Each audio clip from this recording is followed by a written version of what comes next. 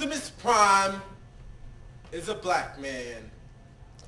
This poem is dedicated to all the cool black cartoon characters that were never fully acknowledged, like Heathcliff and Friends, Panthro from the Thundercats, and the Pink Panther, rocking shades with that cool walk.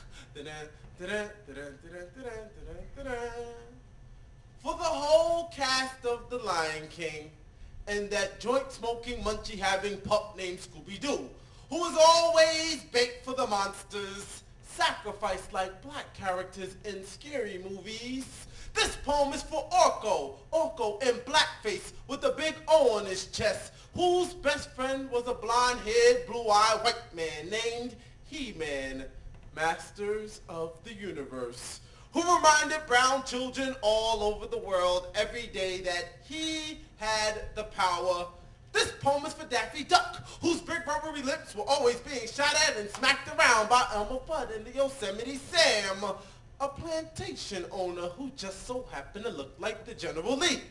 This poem is for Speedy Gonzales, the Mexican mouse, quickly running back and forth across the border to steal chunks of American cheese. For Wile E. Coyote, who chased the Roadrunner as if he were the American dream. Acme and IKEA will not save you, brother.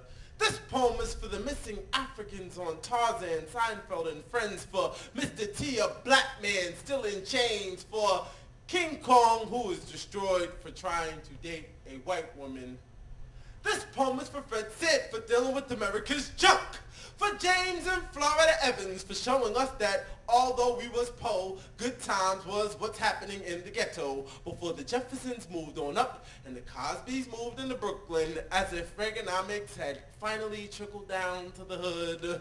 This poem is because they killed the father from Good Times, damn, and damn if they ain't replace him with the Papadopouloses and Philip Drummond. This poem is because they beat Kunta Kinte until he said his name was Geordie, took his sight and made him take orders from Captain Picard on the bridge. So this poem is for Optimus Prime, a real black man whose arch nemesis was a big white robot who turned into a gun named Megatron, leader of the Decepticons, a gang of robots who used up all the resources on their planet and decided to go from planet to planet, stealing all of the natural resources.